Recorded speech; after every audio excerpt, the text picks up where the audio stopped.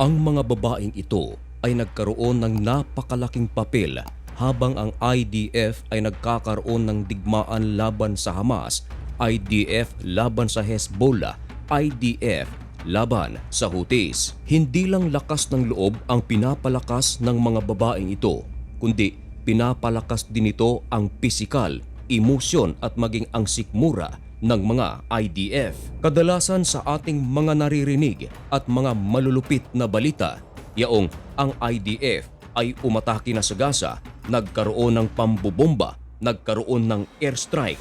Pero sa likod ng mga matitinding pag-ataking isinagawa, meron tayong mga nakakaligtaang pag-usapan at hindi natin maikakaila na ito ay kasama nila sa kanilang giyera. Ika nga sa kasabihan, every man's success, there is a woman behind. Pero sa videong ito mga kaibigan, in every man's success, there is a delicious food behind. Yan ang ating pag-uusapan sa videong ito. Pero bago ang lahat ay huwag kalimutang mag-subscribe, sabay like na rin.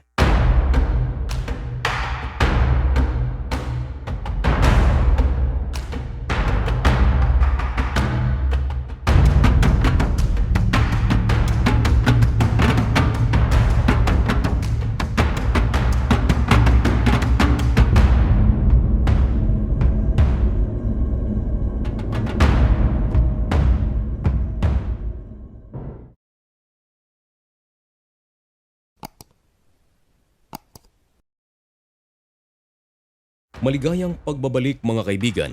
Kumusta na kayong lahat? Ngayon ay April 23, 2025. Isa na namang kakaiba at napaka-memorable ang ating pag-uusapan ngayon mga kaibigan. Ito ay tungkol sa nagpapalakas sa IDF mula nang sumiklab ang digmaan sa pagitan ng Israel at militanteng grupo sa Gaza na Hamas na nagsimula noong October 23, 2025. Napakalaking paghahanda ang isinagawa ng mga sundalo ng Israel. Nariyan ang pagdarasal, ang kanilang mga tangke, mga eroplano, mga armas, mga rocket launchers at iba pa ay kanilang inihahanda. Pero merong gaanong hindi pinag-uusapan. Ito ay ang pagkain ng IDF. Naisip mo rin ba paano kumakain ang IDF sa kasagsagan ng kanilang giyera? Saan sila nagluluto at ano ang kanilang kinakain at saan sila kumukuha ng kanilang pagkain. Napakalaking bagay ang pagkain sa buhay ng isang tao.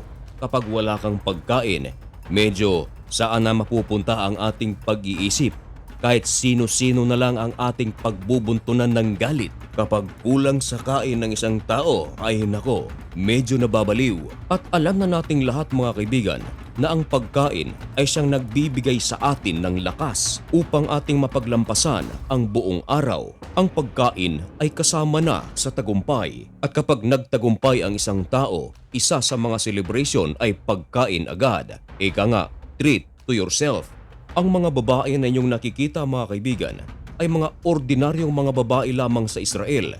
Hindi sila sundalo ng IDF. Pero nang sumiklab ang digmaan sa pagitan ng Israel at ng Hamas, Israel at ng Hezbollah at Houthi, sila ang nag-volunteer na magluto ng pagkain ng IDF. October 7 nang umatake ang Hamas sa Israel na kumitil ng 1,200. October 9 naman na magsimula silang mag-volunteer bilang cook ng IDF. At can you imagine mga kaibigan, ang mga tao na kanilang pakakainin ay hindi iisang tao lamang, hindi iisang pamilya lamang, kundi libu-libong tao ang kanilang papakainin. Maliban sa mga IDF soldiers mga kaibigan at mga Air Force, meron ding mga tao na nasa evacuation center. Libo-libo rin ito, kanila rin itong pinapakain. At ang 10 of thousands na mga IDF, mga frontline, maging mga Air Force mga kaibigan, sila rin ang nagluluto ng kanilang pagkain. Naghahanda sila ng mga meat wraps, mga ready-made meals, protein powders, energy gel, hot meals, candies, snacks, personal soups, cookies, breakfast cereals, stew, vacuum-sealed fruits, and vegetables. Ang ating nabanggit mga kaibigan ay hindi advertisement. kundi ito ay ang mga pagkain ng IDF. Kinakailangan na lutuin ito ng maayos, malinis, sapagkat kung hindi ito niluto ng maayos at marumi, malaki ang possibility na masisira ang mga tiyan ng mga IDF. Ngayon, paano pa nila ngayon mapoprotektahan ang kanilang bansa? Dahil sila ay pupunta ngayon sa mga toilet. At sa bansang Israel, mga kaibigan, ang pagpapakain ng kanilang mga sundalo or IDF ay tinatawag nilang National Mission. At maliban sa mga babaeng volunteers, mga kaibigan, upang pakainin ang IDF, nang sumiklab ang digmaan sa pagitan ng Israel at ng Hamas, maraming mga top restaurants sa Israel ang tumulong na rin upang pakainin lahat ng mga soldiers nito. Minsan na ring na-issue ang McDonald's, mga kaibigan, noong gyera ng Israel at Hamas sapagkat merong McDonald products na ipinapakain sa mga IDF. Nagalit dito ang mga kalaban. Kaya ayon sa mga kalaban at sa mga sumusuporta nito ay ibo-boycott na nila ang McDonald's. Marami rin sa mga sundalo ng IDF, mga kaibigan, ang nagmamay-ari ng mga restaurant sa Israel. Pero ang lahat ng ito, mga kaibigan, ay kanila nang ipinagamit upang pakainin ang kanilang kapwa mga sundalo. Sapagkat mula noong October 2023 hanggang ngayon, mga kaibigan, napakalaki ng budget ng Israel ay inilalaan ito para sa kanilang seguridad. Napupunta ito para sa kanilang mga sundalo, armas, missiles at iba pa. And of course, mga kaibigan, kasama dyan sa budget ang food. At can you imagine, mga kaibigan, sa pagpapakain ng IDF, hindi kinakailangang umuwi ng IDF at iwanan ang kanilang post para lamang kumain, kundi ang kanilang kakainin, mga kaibigan, ay sadyang inihahatid talaga mismo ng mga restaurant doon sa battleground. Napakadelikado rin pala ng kanilang mga ginagawa, mga kaibigan, dahil every now and then ay pwede silang tamaan ng ligaw na bala na nagmumula sa mga kalaban. Karga ang mga pagkain at tubig sa mga trucks. Now, can you imagine, mga kaibigan, halimbawa lang naman, mga kaibigan, targetin ito ng kalaban, hindi ba't napakadelikado nito? Tapos ang mga sundalo ay hindi nakapwesto sa isang lugar. Sila ay nagkalat. Ibig sabihin, mga kaibigan, talagang pupuntahan ito ng mga volunteers. Kaya ayon pa rin sa ulat, mga kaibigan, ng The Jerusalem Post, nagkaroon ng samahan ng mga restaurant sa buong Israel. At ang kanilang layunin, pakainin ang kanilang sundalo. Imagine nyo na lang, mga kaibigan, habang nasa bakbakan ang mga sundalo, tapos dalawang kainan na wala silang kain. Ano kaya ang kanilang madarama? Of course, manghihina sila. Dalawa ang kanilang magiging kalaban. Una ay ang mga bala ng kalaban at ang ikalawa, mga kaibigan, ay ang kanilang tiyan. Of course, kapag tiyan ang maaapektuhan, mga kaibigan, maaapektuhan na rin ang emosyon. Baka may magsabi pang, ayoko na. Katulad, mga kaibigan, ng nangyari sa Hamas.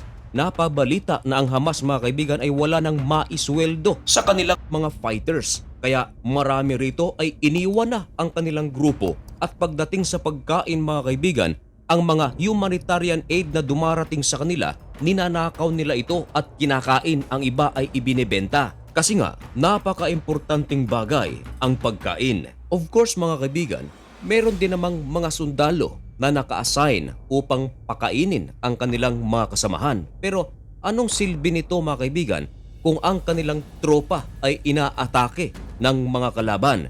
Kaya napakalaki at napakagandang strategy ang ginagawa ng Israeli government upang ang kanilang mga sundalo ay mag-focus lamang sa kanilang laban. At ayon sa ulat ng The Times of Israel, mga kaibigan, maraming mga restaurant sa Israel ang nangako na hindi sila titigil sa pagpapakain sa kanilang mga sundalo hanggang sa matapos ang kanilang gyera laban sa mga militanteng grupo. Isang napakagandang lesson ito para sa maraming mga Pilipino, lalong-lalo na, mga kaibigan, sa mga kabataan ngayon na medyo choosy sa kanilang mga pagkain. May mga kabataan pa na magdadabog kapag hindi maibigay ng parents ang kanilang hinihinging pagkain. At marami sa ating mga Pilipino na kung gustuhin nating kumain ng mga pagkain na gusto nating kainin ay magagawa natin sapagkat tayo ngayon ay merong kalayaan. Imagine nyo na lang yung mga nasa battleground. At ganun din sa ating mga sundalo. Gustuhin man nilang kainin ang gusto nilang kainin, kaya man nilang bilhin ang kanilang gustong kainin, pero hindi nila magagawa sapagkat sila ay nakafocus sa pagbabantay sa ating bansa upang ang mga Pilipino o sibilyan ay malayang kumain sa gusto nilang kainin. Kaya matutong magtipid, matutong makontento sa kung ano ang kaya nating bilhin. Sana mga kaibigan ay nakapagbigay tayo ng kaunting aral. Kung nagustuhan mo ang ating content, paki-like naman mga kaibigan, at kung bago ka lang sa channel na ito at gusto mo ang ganitong mga content, ay huwag kalimutang mag-subscribe. At sa lahat ng ating mga kababayan, Luzon, Visayas at Mindanao, sa ating mga OFWs na nasa Israel, kumusta po kayong lahat dyan? Mag-iingat po kayo. Sa ating mga kababayan na nasa Lebanon, mag-iingat din po kayo. Sa Middle East, United Arab Emirates, Saudi Arabia, Bahrain, Amerika, Europe at sa iba't ibang panig ng mundo. May God bless you and thank you so much for watching. Goodbye.